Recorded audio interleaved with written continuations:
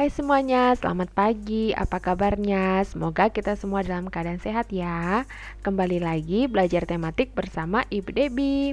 Hari ini kita akan belajar materi tema 3, benda di sekitarku, subtema 3, perubahan wujud benda, pembelajaran yang kelima. Nah, jangan lupa bagi kamu yang belum mengisi absensi agar segera diisi ya. Sebelum memulai pembelajaran, marilah kita doa menurut agama dan kepercayaan kita masing-masing. Doa dimulai.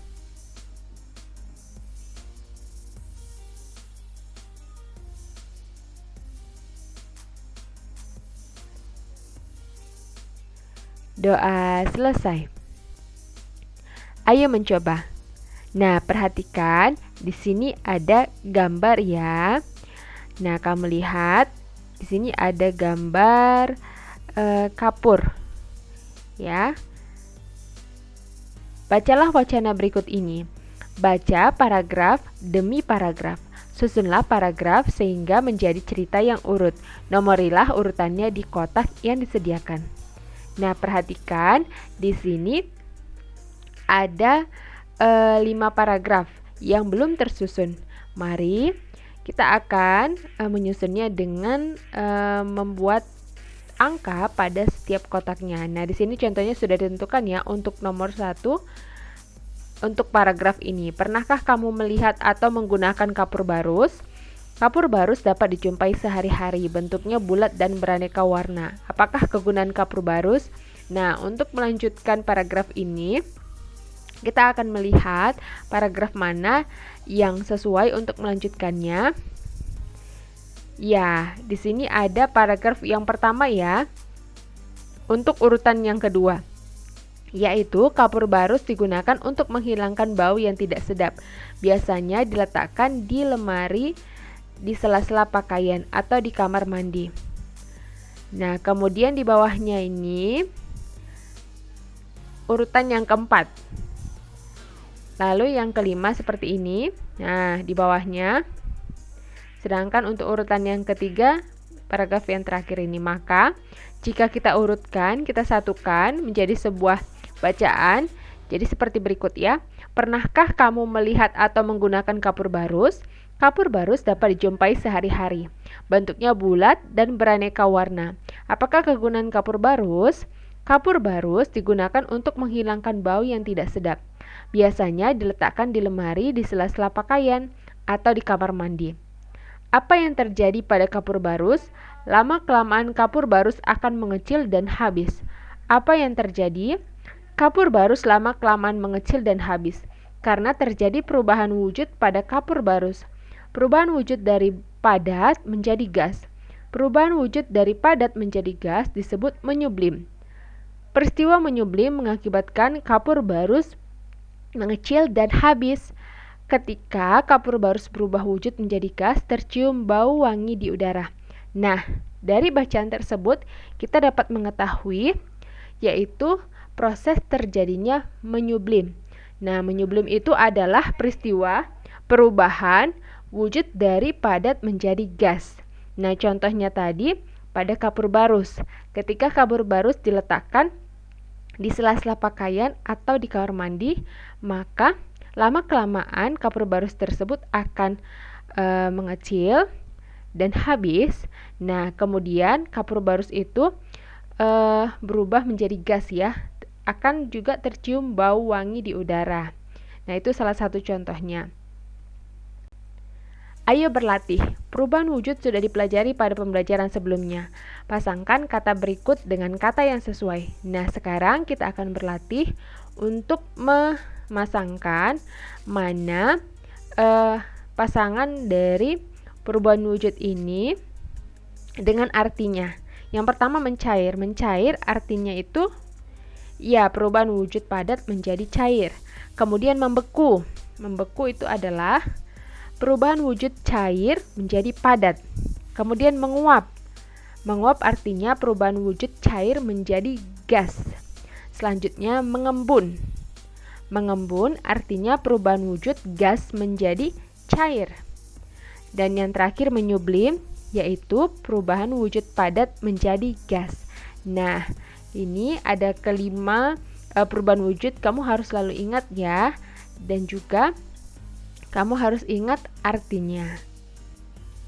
Tahukah kamu, perubahan wujud juga terjadi dari benda gas menjadi padat. Perubahan wujud benda dari gas menjadi padat disebut menghablur atau mengkristal. Jika kita tinggal di negara 4 musim, maka akan melihat embun beku di pagi hari di musim dingin. Embun beku tersebut seperti kristal es yang menempel pada tanaman. Hal ini terjadi karena uap air di udara yang berwujud gas berubah menjadi padat. Ayo berdiskusi, perubahan wujud benda yang terjadi merupakan perubahan alami di sekitarmu. Hal ini merupakan karunia Tuhan yang Maha Kuasa yang harus disyukuri. Sifat perubahan wujud dapat dimanfaatkan untuk menghasilkan produk makanan dan minuman. Kerjakan bersama kelompokmu, pilihlah satu produk makanan dan minuman yang pembuatannya mengalami perubahan wujud. Kamu dapat memperkenalkan produk makanan dan minuman pilihan kelompokmu. Lakukan pada esok hari. Nah, masih ingat ya, pada pelajaran sebelumnya kita sudah belajar mengenai peran dan tugas. Nah, salah satu peran yang ada di sekolah adalah peran siswa. Nah, peran kamu sebagai siswa adalah perannya yaitu sebagai peserta didik yang bertugas untuk belajar ya, mempelajari setiap pembelajaran yang diberikan oleh guru. Nah, begitu juga dalam kelompok, kamu juga harus bisa bekerja sama, membagi tugas bersama setiap anggota kelompokmu. Nah, bagaimana caranya melakukan tugas kelompok? Contohnya seperti ini ya. Misalnya di sini ada langkah-langkah dalam mengerjakan suatu tugas kelompok. Ya. Ini tugas kelompoknya untuk menghasilkan produk makanan dan minuman. Nah, langkah-langkahnya itu bentuk kelompok yang terdiri atas 4-5 orang siswa. Kemudian, bagilah tugas tiap-tiap kelompok. Contohnya seperti ini, misalnya dalam satu kelompok tadi ada 4 orang. Jadi ada Siti, kemudian Lani, Doni, dan Randy. Nah, dibagi tugas, yaitu Siti tugas yang bawa produk, Lani mencari gambar, kemudian Doni mencari cara memasak, dan Randy menulis hasil penelitian. Nah, kemudian jika sudah dibagi tugas, selanjutnya itu menentukan jenis makanan. Nah, di sini kalian berdiskusi untuk menentukan jenis makanan atau minuman yang akan diteliti. Contohnya misalnya kalian menentukan coklat ya yang akan kalian teliti. Kemudian mencari informasi. Nah, tadi kan sudah dibagi tugasnya. Nah, kemudian setelah dicari informasi, bahan yang digunakan ya untuk membuat coklatnya. Nah, buah coklat, susu, dan gula. Lalu tuliskan juga cara memasaknya. Ini tadi juga sudah ada bagiannya ya. Bagian tugasnya untuk mencari cara memasak. Nah, contohnya seperti ini. Semua bahan dilarutkan secara bersamaan menjadi sebuah cairan coklat. Lalu masukkan cairan coklat ke dalam cetakan dan tunggu sampai padat. Kemudian perubahan wujud yang terjadi yaitu cair menjadi padat atau disebut membeku. Nah, kamu juga bisa melengkapi gambar ya pada tugas kelompokmu. Bisa dicari gambar dari majalah, koran, atau internet. Nah, ini adalah contoh kegiatan kelompok ya, tugas kelompok. Jadi ada tadi kegiatan dalam pembagian tugas, kemudian ada diskusi juga, dan saling bekerja sama ya. Jadi tidak ada yang bekerja sendiri atau tidak memiliki pembagian tugas dalam mengerjakan tugas kelompok. Ayo berkreasi. Agar es krim tetap membeku tanpa menggunakan mesin pendingin, ayah Siti menyimpan es krim di dalam kotak penyimpanan es krim. Ayah Siti membeli 1 kg es krim. Setelah 3 jam diletakkan di tempat terbuka, lama-kelamaan es krim mengecil dan ada yang menghilang. Mengapa? Ternyata terjadi peristiwa menyublim pada es krim tersebut. Ketika ditimbang es krim yang tersisa 400 gram. Berapa gram es krim yang telah berubah menjadi gas? Jawabannya, berat es krim mula-mula 1 kg. Sisa berat es krim setelah 3 jam sama dengan 400 gram. Jumlah es krim yang menyublim adalah 1 kg kurang 400 gram. Nah, karena satuannya masih berbeda, ya, kilogram dengan gram, maka harus kita ubah dulu. Nah, hasilnya kan diminta itu menggunakan satuan gram, maka yang kilogram kita ubah ke gram. 1 kilogram itu sama dengan 1000 gram. Maka 1000 gram dikurang 400 gram. Nah, kalau sudah sama satuan, nah ini bisa langsung kita kurangkan. 1000 dikurang 400 sama dengan 600 gram. Jadi es krim yang berubah menjadi gas adalah 600 gram. Samakanlah satuan berat jika menemukan satuan yang berbeda ketika menghitung. Nah, ini perlu diperhatikan ya. Ketika menyelesaikan soal cerita, ya, pada khususnya kamu harus perhatikan ketika ada satuan yang berbeda, kamu harus menyamakan satuannya dulu ya, sesuai dengan hasilnya itu dia ingin minta satuannya apa. Ya, disesuaikan, disamakan dulu. Jangan lupa untuk menyamakannya kamu ingat tangga satuan berat ya. Mulai dari kilogram sampai dengan miligram. Jadi dilihat di situ, sesuaikan baru kamu bisa menyamakan satuannya. Ayo berlatihlah untuk menyamakan satuan kilogram ke gram. Pasangkan satuan kilogram dengan satuan gram yang sesuai.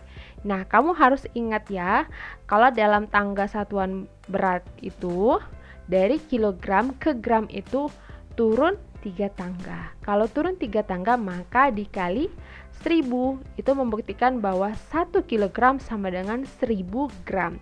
Nah, perhatikan yang pertama 3230 gram. Ini sama dengan 3 kg 230 gram. Kemudian 3023 gram. Itu sama dengan 3 kg 23 gram. Lalu 3203 gram itu sama dengan 3 kg 203 gram. Lalu 3002 gram sama dengan 3 kg 2 gram. Dan yang terakhir 3320 gram sama dengan 3 kg 320 gram. Selesaikanlah soal di bawah ini. Yang pertama, Ibu Dayu membeli 2 kg 500 gram coklat untuk membuat kue tar. Coklat yang dicairkan sebanyak 1 kg 200 gram. Berapa gram coklat yang belum dicairkan? Nah, pertama pahami dulu. Yang diketahui tadi, Ibu Dayu membeli 2 kg 500 gram coklat. Nah, dari 2 kg 500 gram coklat ini akan dicairkan coklatnya itu sebanyak 1 kg 200 gram ya. Dari tadi jumlah awalnya kan beratnya 2 kg 500 gram. Maka akan dicairkan sebanyak 1 kg 200 gram. Nah, berarti di sini soal pengurangan ya. Kemudian ditanya berapa gram coklat yang belum dicairkan. Sisanya berarti ya, sisa coklat yang belum dicairkan. Maka bisa kita buat yang pertama itu 2 kg 500 gram kurang 1 kg 200 gram. Nah, karena satuan yang berbeda, kan yang diminta hasilnya itu berapa gram kan? Karena satuan yang berbeda, kita harus samakan dulu semua satuannya menjadi gram. Nah, kita ubah dulu masing-masing ya. 2 kg 500 gram itu sama dengan, ingat ya, dari kilogram ke gram itu turun 3 tangga, maka dikali 1000, maka 2 kg sama dengan 2000 gram. Maka kita bisa buat 2000 gram tambah 500 gram sama dengan 2500 gram. Nah, kemudian yang 1 kg 200 gram sama dengan 1000 gram tambah 200 gram sama dengan 1200 gram. Nah, perhatikan, sudah sama ya satuannya, sama-sama gram. Maka kalau sudah sama, langsung kita kurangkan. 2500 gram dikurang 1200 gram sama dengan 300 gram. Jadi coklat yang belum dicairkan adalah sebanyak 300 gram. Yang kedua, nelayan membutuhkan 750 kg es kering setiap harinya. Es kering diperlukan untuk mendinginkan ikan agar tetap segar. Berapa kilogram es kering yang dibutuhkan dalam seminggu? Nah, pahami ya.